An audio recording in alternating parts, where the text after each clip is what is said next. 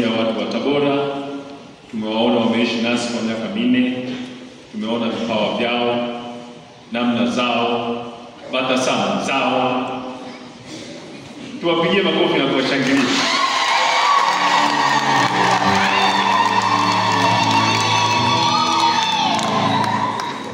Tunawapongeza sana, makofi mengi zaidi.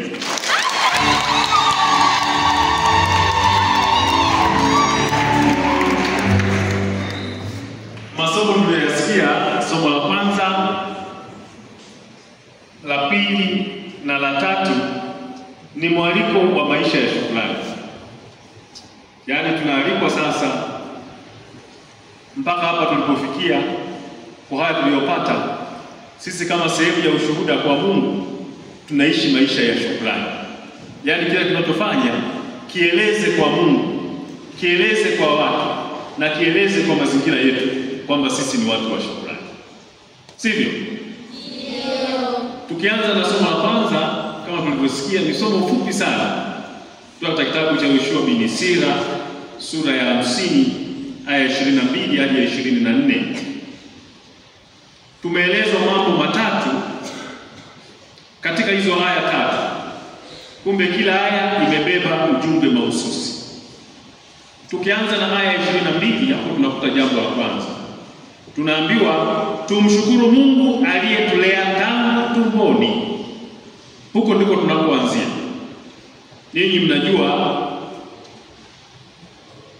kwamba wapo ambao wanatungwa mimba na kabla ya kuzaliwa Mungu anawapenda zaidi, sivyo? Ndio. Kwa hiyo sisi mpaka tukazaliwa, tukakua, tukakutana na wenzetu, tukaanza kucheza ile michezo ya cheichei shangazi, kabla ya chekechea shule ya msingi, sasa mpaka sekondari, kidato cha 4. Alafu ukisema Kiswahili haingii vizuri.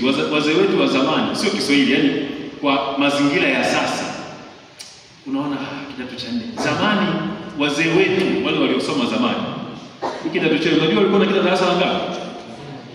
Darasa la 12.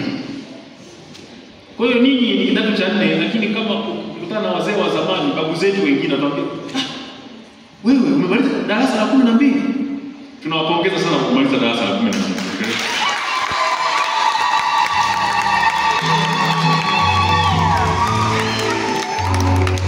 Kwa hiyo tunaona Mungu ametuwezesha katika mengi. Kwa miaka hii yote tunashuhudia kwamba ametupa ulinzi, ametulinda yeye mwenyewe, sivyo? Ametujalia uponyaji kati yetu katika mazingira ya masomo, malezi ya shule. Kuna wakati tuliugua tukapona, sivyo? Ndio. Kuna uwezekano ukaugua Mungu akakupenda zaidi pia, sivyo? Ndio. Lakini mpo. Ametujalia neema, ametujalia baraka. Hiyo kuyamaliza kuyataja. Na ameyafanya hayo kabla, wakati na ataendelea kufanya hata baada ya kumaliza kidato cha 4 au darasa la 12. Mungu ataendelea kuwa upande wetu. Yeah.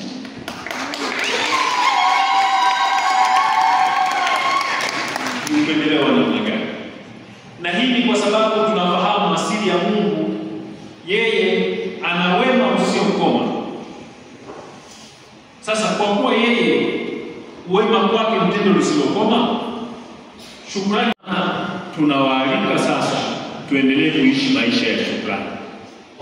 Ndio maana tumesema katika aya inayofuata, aya 23 ya sura ya 50 kitabu cha Yoshua bin Sira, anatukumbusha akitualika kwa wosia wa mwandishi. Anasema mvumilivu atastahimili na kuwa na ukunjufu wa moyo. Hii ni moja kati ya sifa ya mtu wa shukrani, basi kwamba yeye anakuwa ni mvumilivu, ni mstahimilivu na ana ukunjufu wa moyo. Sasa hii ni sifa ambayo imeelezwa na mwandishi, ambayo pia ndio sifa mlizonazo ninyi. Ninyi mngekuwa wavivu, sio wastahimilivu, sio wakunjufu wa moyo, sio wasikivu, msingemaliza kidato cha 4, msingemaliza darasa la 12. Hebu jishangilieni.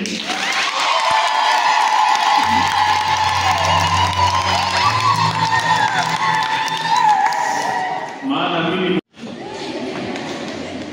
sasa kwa naona mnapita hapo mnakimbia mchaka, sijui mmeamka saa ngapi, sijui.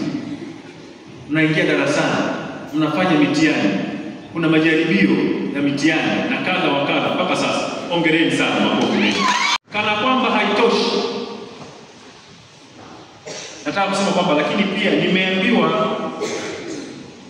nimepewa habari njema sana juu yenu, kwamba ninyi ni watu wema, mnaojitambua, wenye vipaji vingi, na kama nilivyosema ni wavumilivu na kadhalika na kadhalika na kadhalika na kadhalika.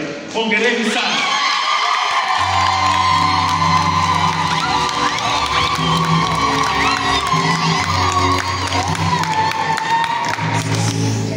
Huko mnapokwenda mkayaendeleze hayo, mtakuwa mmeishi maisha.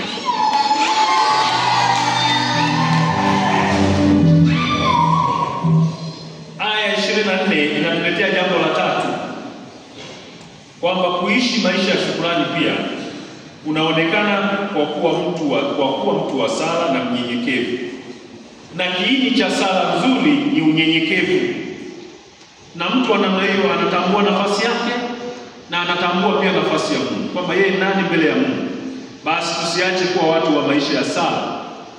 Kwa Kristo tunaweza kusema maisha ya sala, sakramenti na fadhila za Kristo. Lakini sio Kristo tu, hata Waislamu tulioko hapa na madhehebu mengine. Waislamu tukienda kule nyumbani siku ya Ijumaa, kwenda msikitini. Kama wewe umejiunga darasa la madrasa, kwenda madrasa. Na kama wewe uko dhehebu lingine lolote, basi tusiache kuwa watu wa sala. Tukifanya hivyo, tutakuwa tumeonyesha maisha ya shukrani. Hayo yote niliyosema ni tendo la hekima, na hekima ina thamani kuliko dhahabu. Soma kitabu cha Mithali sura ya 3 aya 14. Somo la pili, kama tulivyosikia, waraka wa kwanza Mtume Paulo kwa Korinto sura ya 1 aya 3 hadi ya 9. Nimeguzwa sana na aya 4 kwa maneno ya Mtume Paulo. Paulo pia ameendelea kutupitisha katika wazo letu, yaani maisha ya shukrani. Anasema, namshukuru Mungu siku zote kwa ajili yenu, kwa sababu ya neema mliopewa katika Kristo. Nyinyi mmepewa neema nyingi sana, na inafupishwa kwa tendo hili la kuhitimu kidato cha 4 darasa la 12. Hili tendo lenyewe linatafasiri unapata neema na baraka nyingi mlizomwagiwa. Kwa hiyo maneno haya mimi pia ningeweza kuyasema kwa ajili ya mkuu wa shule, walimu, walezi na watumishi, na kwa ajili ya wanafunzi wote ambao mmeishi nao, lakini pia na ninyi wenyewe, kwamba namshukuru Mungu kwa ajili yenu. Jipigieni makofi.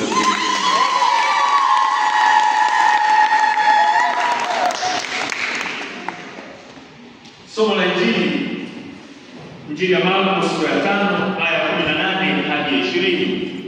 Ni somo fupi pia. Tumesikia habari za uponyaji wa Yesu kwa mtu aliyekuwa na pepo. Huyu aliishi makaburini, alijitenga, alikuwa mkali, alipoteza matumaini, hata karibu alipoteza thamani ya maisha yake. Hakuweza kuona thamani tena ya kuumbwa na thamani ya maisha yake.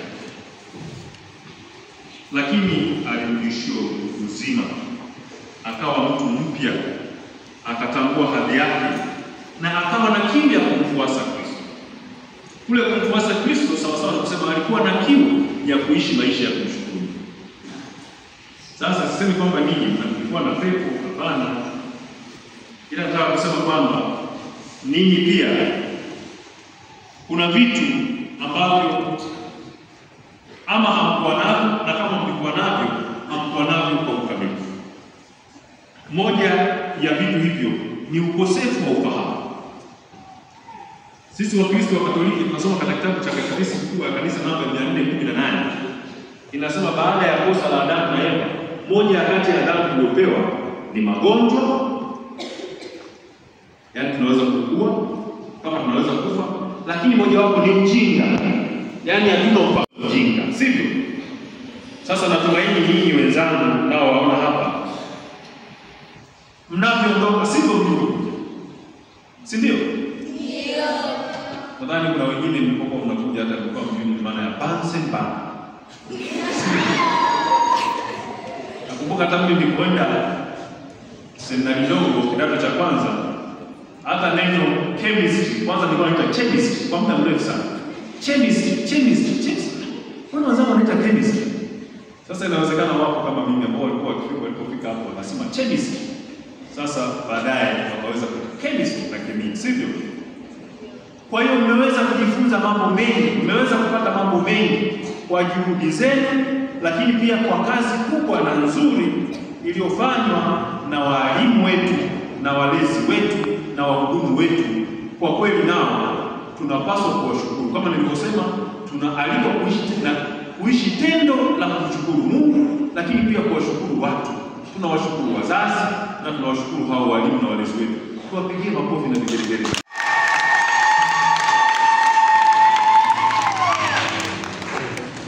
Tumesikia Yesu baada ya kumponya yule mtu aliyekuwa na pepo, alimwambia, enenda zako kwa watu wa nyumbani kwenu, nenda kawahubiri ni mambo gani makubwa aliyokutendea Bwana. Sasa Injili haijieleza sawa sawa, maandiko matakatifu hayawezi kueleza kila kitu. Atuambii sasa kwamba break ya kwanza yeye alienda nyumbani au alienda wapi. Ila tumeambiwa kule alipokuwa anapita, alipita katika mitaa ya Dekapoli, na huko akaanza kufanya hayo aliyoambiwa. Akawahubiri watu na wakastaajabu. Yaani aliishi maisha ya shukrani hivi mpaka watu wakastaajabu. Si ndio? Kwa sababu maisha ya shukrani yanaonekana katika yale mtu anayofikiri, anayosema na anayotenda katika jamii inayomzunguka. Watu wakastaajabu. Sasa mimi sijui sisi tutaenda wapi, lakini sifahamu kila mmoja nyumbani leo. Ila najua inawezekana wapo wanaotoka Dar es Salaam, wanaotoka Arusha, Mwanza, Kigoma, Dodoma, Shinyanga, lakini wapo pengine wanaotoka kama mimi napotoka Kashishi, Ukongamoyo, wote huko ni nyumbani, si ndio jamani? Mahali popote ni nyumbani. Kwa hiyo popote huko tunapokwenda, basi tukaishi maisha yanayoonyesha shukrani. Tuonyeshe kwamba tunamshukuru Mungu. Tunawashukuru wazazi walioleta shuleni. Tunawashukuru na wote waliotusaidia na jamii na watu. Sasa mnaenda nyumbani kupumzika na kusubiri matokeo. Tutumie muda wetu vizuri. Wazazi wengine watatuanzishia kozi za muda mfupi kama kozi za kompyuta na kadhalika na kadhalika. Safi kabisa. Hayo yote yatusaidie kukuza vipaji na uwezo tuliokuwa nao. Tusoma katika Injili ya Mathayo sura ya 25 kuanzia aya ya 17 18, lakini hasa ninapenda aya ya 25. Kwa hiyo Mathayo 25 nadhani mtasoma. Kuna mtu mmoja alijaliwa talanta moja. Eti yeye akaenda kuizidi, si ndio? Hakwenda kuiendeleza. Kwa hiyo yeye elimu hii mliopewa mwende mkaiendeleze, ndio talanta hiyo, si ndio? Msizike, mtadaiwa sana. Kwa hiyo tuyatumie vizuri yetu tuliyopata. Tumepata elimu, tumepata ujuzi, tumepata uzoefu, na tumeweza kujifunza mambo hayo kutoka katika vitabu kwa wenzetu kupitia walimu na mazingira. Basi hayo yote tuyatumie vizuri, tusiyatumie vibaya. Na hata wale tunaoenda kujifunza kompyuta au kozi nyingine au matumizi ya simu na mitandao, ujuzi tutakaopata tuutumie vizuri. Siku hizi kuna kitu kinachoitwa akili mnemba au artificial intelligence. Sio, simesikia kitu? Ni kitu kizuri, kinatusaidia kuona mambo kwa haraka, kwa wepesi, kwa muda mfupi na kuwafikia watu na kupata ujuzi kwa haraka, lakini kina athari mbili kubwa. Kwanza, kinatufanya tusiwe na tabia ya kujishughulisha. Lakini pili, kinatufanya tukose fursa ya kuwa wamiliki wa ujuzi. Ukiwa ni mtu wa kujishughulisha, unachukua kitabu hiki, unauliza maswali haya, vile vitu unavyovipata basi vinabaki kichwani. Tumsifu Yesu Kristo. Kwa hiyo tuwe waangalifu katika mambo yote tutakayokutana nayo mazuri, tuangalie athari nzuri, athari chanya na athari hasi. Na karibu katika kila kitu katika maisha, mara nyingi tunakuta karibu kila kitu kina mambo hayo yote mawili. Sisi zaidi tuweze kuwa na uwezo wa kufikiri, kuamua na kuchagua yale yote ambayo yanatuelekeza katika athari chanya, ili kusudi tuweze kutunza nafsi tuweze kuwa na utu mzuri. Ningeweza kusema mengi, lakini hayo niliyosema naona kama yanatosha kabisa